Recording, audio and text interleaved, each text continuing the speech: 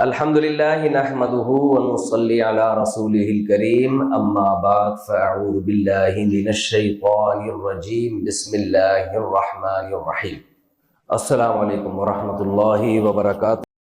تو اس لیے اللہ نے فرمایا کہ وقر رب ارحمہما کما ربیانی صغیرا، دعا مانگنی ہے کہ اے ہمارے رب ان پر ایسے رحم فرما جیسے انہوں نے بچپن میں ہم پہ رحم کیا۔ آگے اللہ تعالیٰ فرماتے ہیں، فرمایا وَقَضَىٰ رَبُّكَ أَلَّا تَعْبُدُوا إِلَّا إِيَّاهُ، تیرے رب نے فیصلہ کر دیا ہے عبادت صرف اللہ کی ہوگی، وَبِالْوَالِدَيْنِ إِحْسَانًا، اور ماں باپ کے ساتھ بہت اچھا سلوک ہوگا۔ احسان اچھے سلوک کو نہیں کہتے، بہت اچھے سلوک کو کہتے ہیں۔ کتنا اچھا سلوک؟ إِمَّا يَبْلُغَنَّ عِندَكَ الْكِبَرَ أَحَدُهُمَا، اگر تمہارے پاس دونوں میں سے کوئی ایک بڑھاپے کو پہنچ جائے، او کلاہما، یا دونوں بوڑھے ہو جائیں، فلا تقل لہما اف، تو ان کے سامنے اف مت کر، ولا تنہرہما، کبھی جھڑکنا نہیں ان کو۔ جھڑکنے کا مطلب سمجھتے ہو؟ کوئی ہمیں بہت تنگ کر رہا ہوتا ہے، ہم کیا کہتے ہیں؟ ابے جا یار یہاں سے، بس کر، چپ کر جا بھائی۔ دوستوں کو جھڑکا جاتا ہے نا، ابے بس کر یار، چپ کر جا۔ جو فقیر آتے ہیں ان کو جھڑکا جاتا ہے، بھائی جان چھوڑے یار۔ تو یہ جو اسٹائل ہے، انداز ہے، اللہ کہتے ہیں ماں باپ کے ساتھ کبھی یہ انداز اختیار نہیں، کیونکہ ماں باپ بوڑھے ہوتے ہیں تو اس طرح کی وہ بات کر رہے ہوتے ہیں کہ آدمی کو غصہ آنے لگتا ہے، تو جھڑکنے کی اجازت نہیں ہے۔ وَقُلْ لَهُمَا قَوْلًا كَرِيمًا، ان سے ہمیشہ عمدہ بات، عمدہ انداز۔ وَاخْفِضْ لَهُمَا جَنَاحَ الذُّلِّ مِنَ الرَّحْمَةِ، رحمت کے ساتھ ذلت سے اپنے بازوؤں کو ان کے سامنے جھکا کے رکھ۔ اور کیا؟ وَقُلْ رَبِّ ارْحَمْهُمَا كَمَا رَبَّيَانِي صَغِيرًا، اور پھر ان کے لیے دعا بھی مانگنی ہے، اے اللہ ان پر ایسے رحم فرما جیسے انہوں نے مجھ پہ بچپن میں رحم کیا۔ آپ اپنے بچوں کو دیکھ لو، آپ کی بیوی کیسے پال، ایک سیکنڈ ماں کے بغیر بچے گزارا، ایک سیکنڈ گزارا نہیں کرتا۔ ماں واش روم میں بھی ہوگی نا، بچے چیخ رہے ہوں گے، چھوٹے بچے، تو کتنا قریبی رشتہ طویل عرصے تک ماں اور باپ کے ساتھ، اور باپ شیلٹر دیتا ہے۔ جو ماں اتنی محبت سے پال رہی ہے اس کو شیلٹر کس نے دیا ہے؟ باپ نے۔ سارا نان نفقہ کس نے اٹھایا ہے؟ باپ۔ کیسی باپ کو اولاد سے محبت ہوتی ہے؟ کہتے ہیں نا کہ دوست چاہتا ہے کہ یہ میرے برابر نہ آئے، مجھ سے کم ہی رہے، بھائی چاہتا ہے کہ یہ میرے برابر آ جائے، آگے نہ جائے، باپ چاہتا ہے یہ مجھ سے بھی آگے نکلے۔ یہ جذبہ اللہ نے کس کو دیا ہے؟ باپ۔ تو ہماری سوسائٹی میں، اسلامی سوسائٹی میں ہمیشہ سے ماں باپ کا بہت احترام رہا۔ اب یہ سیکولر لبرل لوگوں نے آ کے اس احترام کی ایسی کی تیسی کر، اولاد کے حقوق بیان کیے جا رہے ہیں، اور ویمن رائٹس ہیں ہماری سوسائٹی میں، جانوروں کے رائٹس ہیں ہماری سوسائٹی میں۔ انگریزوں نے اس پہ تنظیمیں بنائی ہوئی ہیں، جانوروں کے حقوق، بچوں کے حقوق، خواتین کے حقوق، مزدوروں کے حقوق۔ ماں باپ کے حقوق کے نام پہ کوئی تنظیم انگریز نہیں بنا سکا۔ سمجھتے ہو کہ نہیں سمجھتے؟ کیوں؟ وہ ماں باپ کو حق دیتا ہی، خدا ماں باپ سے وہی محبت کرے گا اور وہی حقوق دے گا جس کو اللہ سے محبت۔ انگریزوں نے سب کو حقوق دیے، جو سب سے بڑے محسن تھے نا، سب سے پہلے خدا، گاڈ، اللہ، اس کو سوسائٹی سے خارج۔ جو سب سے بڑا محسن ہے، جس نے پیدا کیا، اس کا تو انکار کر دیا کہ ہم مندر سے بنے ہیں، خدا ودا کوئی نہیں ہے۔ دوسرا، جو آپ کے سب سے بڑے محسن تھے والدین، ان کے ساتھ جو ناروا سلوک ہوتا ہے نا ان ملکوں میں، اولڈ ہاؤس کی زینت بنتے ہیں، وہ رالیں ٹپک رہی ہوتی ہیں، کوئی منہ سے صاف کرنے والا نہیں ہوتا، جو حشر نشر ہوا ہے بوڑھوں کا۔ ٹھیک ہے، کچھ لوگ تھوڑا بہت کر بھی رہے ہوتے ہیں۔ تو اس لیے اللہ کو پتا تھا کہ انسان سب سے زیادہ جس رشتے سے غافل ہوگا، بھولے گا، وہ رشتہ کون سا ہے؟ ماں باپ۔ تو اس لیے قرآن کے الفاظ دیکھو، وَقَضَىٰ رَبُّكَ، یہ تیرے رب کا آرڈر نہیں ہے، فیصلہ ہے۔ فیصلہ آرڈر سے بڑھ کے ہوتا ہے، آرڈر میں تبدیلی کا چانس ہوتا ہے، فیصلوں میں تبدیلی نہیں ہوتی۔ تو اس لیے اللہ نے فرمایا کہ وَقُلْ رَبِّ ارْحَمْهُمَا كَمَا رَبَّيَانِي صَغِيرًا، دعا مانگنی ہے کہ اے ہمارے رب ان پر ایسے رحم فرما جیسے انہوں نے بچپن میں ہم پہ رحم کیا۔ آگے اللہ تعالیٰ فرماتے ہیں ربکم اعلم بما فی نفوسکم ان تکونوا صالحین فانہ کان للاوابین غفورا۔ انسان ماں باپ کے ساتھ جب رہتا ہے کہیں نہ کچھ کمی کوتاہی ہو جاتی، کیونکہ اکٹھے رہتے ہیں نا، طویل عرصہ رہتے ہیں، تو کچھ نہ کچھ اونچ نیچ ہو جاتی ہے۔ تو اللہ نے فرمایا اگر کچھ اونچ نیچ ہو جائے تو توبہ کا دروازہ کھلا ہوا ہے, اللہ توبہ کرنے والوں کو معاف کرتا ہے. آگے ارشاد ہے وَآتِ ذَا الْقُرْبَى حَقَّهُ وَالْمِسْكِينَ وَابْنَ السَّبِيلِ. ماں باپ کے بعد رشتہ داروں کا حق ہے. یہ چیز بھی غیر مسلم سوسائٹی میں نہیں. ان کے ہاں سگا بھائی اور دوست برابر, سگی بہن اور کوئی انٹی ونٹی سب برابر ہے. اللہ کہتے ہیں رشتے داروں کو ان کا حق دو. تو اسلام میں قرابت داری کی ویلیو بہت زیادہ ہے. آپ کو رشتے جوڑنے پڑیں گے, چاہے پیسوں سے جوڑنے پڑے, اچھی بات سے جوڑنے پڑے. تو اسلام رشتوں کے بغیر زندگی کا قائل نہیں. اور آگے اللہ نے فرمایا والمسکین وابن السبیل. مسکینوں کو بھی ان کا حق دو. سوسائٹی میں غریب مسکین لوگ ہیں, ان کو تلاش کرو. افطار پارٹیاں مت کراؤ مسٹنڈوں کی, توندے بھری ہوئی لوگوں کو پراٹھے افطاری میں سموسے پکوڑے مت کھلاؤ. کس کو کھلاؤ؟ مساکین کو, غریبوں کو تلاش کر کر کے کھلاؤ. وَآتِ ذَا الْقُرْبَى حَقَّهُ وَالْمِسْكِينَ وَابْنَ السَّبِيلِ وَلَا تُبَذِّرْ تَبْذِيرًا. اتنا زبردست اللہ کا کلام ہے. صحابہ کرام چونکہ قرآن سن کے فوراً عمل کرتے تھے, تو ان کے بارے میں یہ ڈر تھا کہ ان کو جب بتا دیا نا کہ مسکینوں پہ بھی خرچ کرو, رشتہ داروں پہ بھی, تو یہ اتنا خرچ کر دیں گے کہ خود محتاج ہو جائیں گے. تو اللہ نے فرمایا وَلَا تُبَذِّرْ تَبْذِيرًا. ضائع مت کر. آج دیکھو دو لفظ قرآن میں استعمال ہوئے, ایک تبذیر اور ایک اسراف. اسراف کہتے ہیں اپنی حیثیت سے زیادہ خرچ کرنا, تبذیر کہتے ہیں خرچ کرنا لیکن بے موقع. تو اللہ نے کہا رشتہ داروں پہ بھی خرچ کرو, مسکینوں پہ بھی. یہ خرچ بے موقع نہیں ہونا چاہیے. رشتہ دار کو ضرورت ہے راشن کی, آپ نے لینڈ کروزر خرید کو دے دی. ایک آدمی کو ضرورت ہی نہیں ہے افطاری کی, آپ نے کروڑوں روپے افطار پارٹیوں پہ, افطاری کے ڈبے آپ نے پبلک میں بانٹ. تو یہ کیا ہے؟ تبذیر. بے موقع خرچ ہو رہا ہے. صدقے کے بکروں کو بھیٹ چڑھایا جا رہا ہے. بھائی غریب کو راشن دو, آپ بکرا دے رہے ہو. تو بے موقع خرچ کو کیا کہتے ہیں؟ تبذیر. اللہ کو پتا تھا جب یہ سخاوت پہ بیانات سنیں گے نا تو رمضان میں ان کی سحری پارٹیاں بھی ہوں گی, افطار پارٹیاں بھی.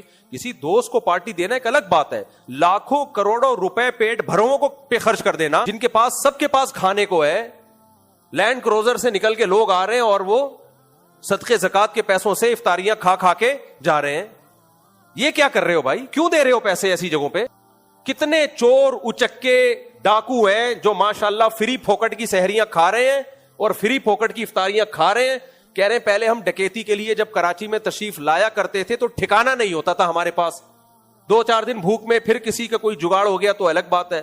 اب اللہ کا شکر ہے ہم نے فری پھوکٹ میں ان کو اپاہج بنا دیے, یعنی لوگوں کو اپاہج بنا دیا اور ڈاکوؤں کو شیر بنا دیا کہ کھانے کا انتظام ہماری طرف سے, پسٹل آپ اپنے خرچے پہ خرید لیے. تو میں بالکل اس کا قائل نہیں ہوں جو افطاری کے اور سحری کے بڑے بڑے شہروں کے اندر دسترخوان لگ رہے ہیں. لگاؤ یہ دسترخوان, کہاں جا کے لگاؤ؟ اندرون سندھ لگاؤ, KPK کے غریب علاقوں میں لگاؤ, بلوچستان کے غریب علاقوں میں لگاؤ, ہم بھی آپ کا ساتھ دیں گے.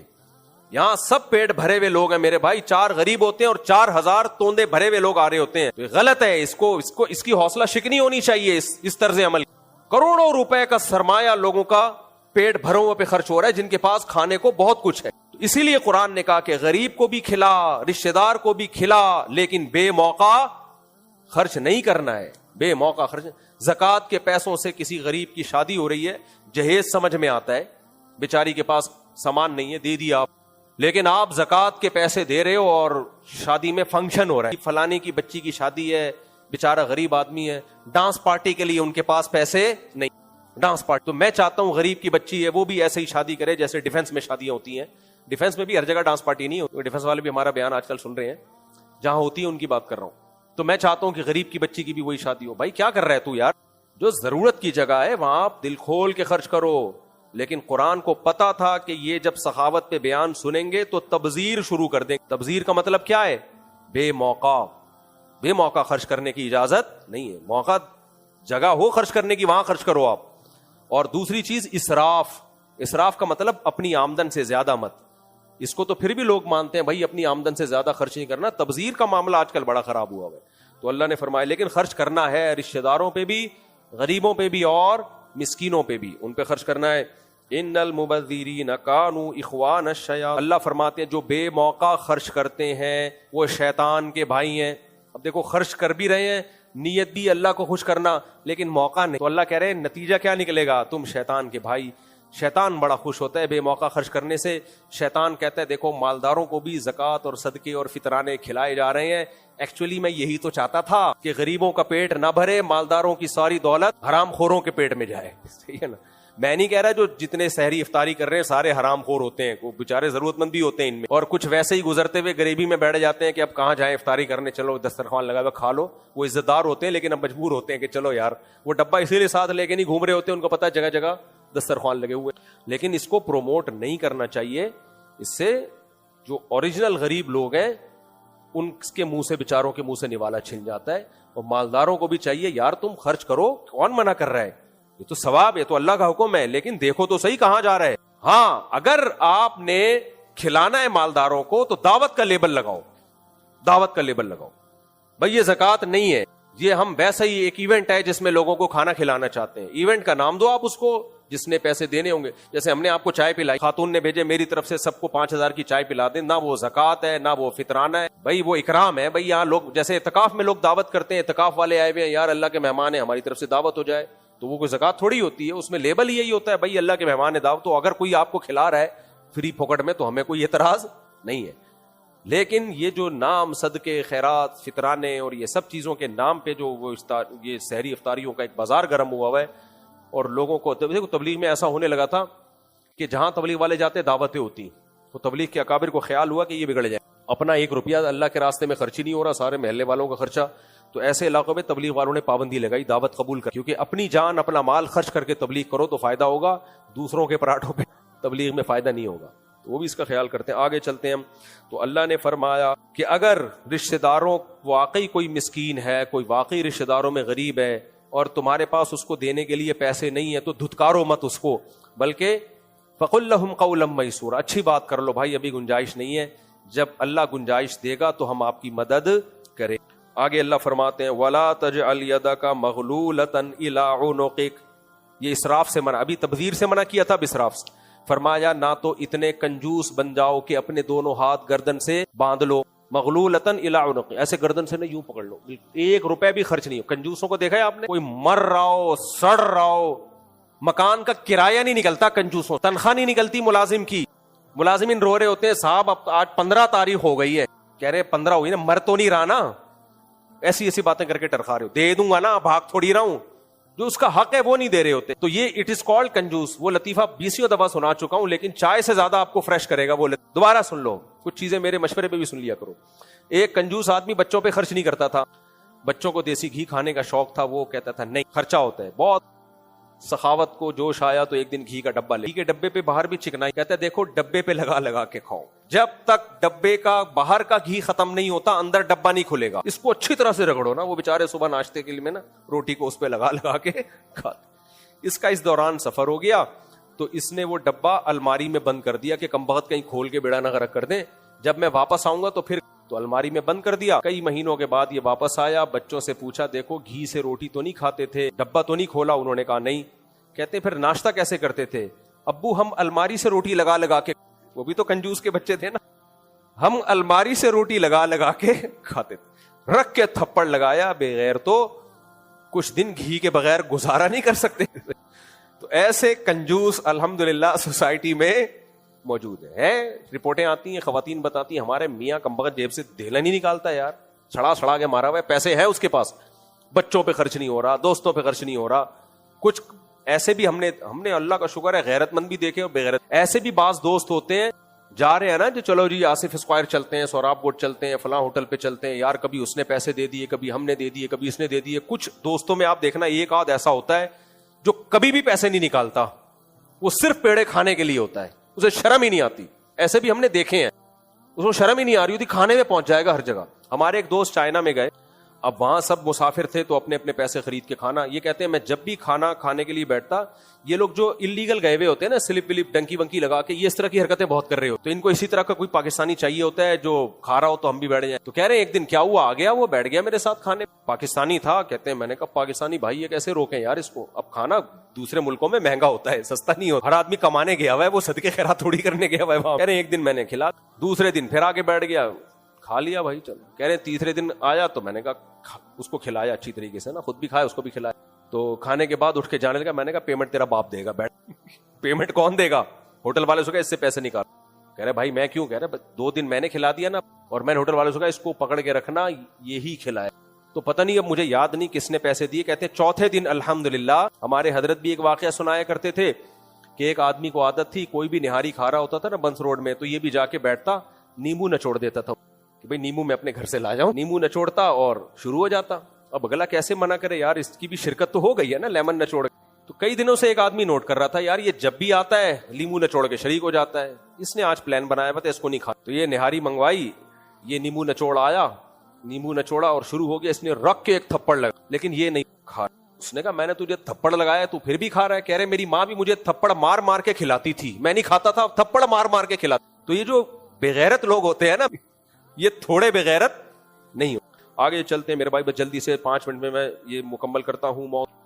تو اللہ نے فرمایا, ہاں چلا گیا بھائی, ہاں اللہ فرماتے نہ اپنے ہاتھ کو اتنا کنجوس بن جاؤ کہ گردن سے باندھ لو, ولا تبسطها کل البسط, اور نہ ایسے بن جاؤ کہ یوں یوں اڑانا شروع کر دیا. یہ بھائی پیسے چاہیے, پیسے چاہیے, اس سے کیا ہوگا؟ فتقعد ملوما محسورا, تیری ساری دولت ختم ہو جائے گی اور تو قابل ملامت ہوگا, تھکا ہارا بیٹھ جائے گا, کل خود لوگوں سے بھیک مانگتا پھر رہا ہوگا. جیسے آج کسی نے مسئلہ پوچھا تھا نا کہ مفتی صاحب میرے بھائی تبلیغ میں گئے, پیسے نہیں تھے سال کے لیے, میں نے سارے پیسے ان کو دے دیے, اب میرے پاس پیسے ہیں نہیں تو مجھے مدد چاہیے. بھائی آپ نے اتنے پیسے دیے کیوں کہ آپ کو آج مدد چاہیے؟ تو یہ تو حرام ہے اسلام میں اس طریقے سے کسی کی مدد کرنا. اسی کا اللہ نے قرآن میں ذکر کیا. آگے اللہ فرماتے ہیں ان ربک یبسط الرزق لمن یشاء, اے اللہ تو ہمیں کیوں کہہ رہا ہے کہ سارا خرچ نہ کرو, اعتدال سے خرچ کرو اور کنجوسی بھی نہ کرو؟ اللہ کہتے ہیں اس لیے کہ اس سے یہ نہیں ہے کہ رزق کے خزانے تمہارے ہاتھ میں, رزق کے خزانے میرے ہاتھ میں ہی ہے, لیکن میرا حکم ہے اس کو فالو کرو, پھر میری مرضی جس کے لیے رزق کے دروازے کھول دوں, جس کے لیے رزق کے دروازے بند کر دوں. ولا تقتلوا اولادکم خشیۃ املاق, اپنی اولاد کو غربت کے خوف سے قتل مت کرو. نحن نرزقهم وایاکم, ہم انہیں بھی روزی دیں گے اور تمہیں بھی روزی دیں گے. ان قتلهم کان خطئا کبیرا, ان کا قتل بہت بڑا جرم ہے. ولا تقربوا الزنا, زنا کے قریب بھی مت پھٹکو. زنا نہ کرو یہ نہیں کہا, قریب مت جاؤ. قریب کیسے جاتے ہیں؟ ٹک ٹاک پہ لڑکیوں سے, فیس بک پہ لڑکیوں سے رابطہ کرنا, موبائل پہ لڑکیوں سے رابطہ, یہ رابطے ہوتے ہیں تو زنا کی طرف قدم جاتے ہیں. یہ رابطے ختم کر دی اللہ نے. عورت تک پہنچنے کا ایک راستہ شادی, بس.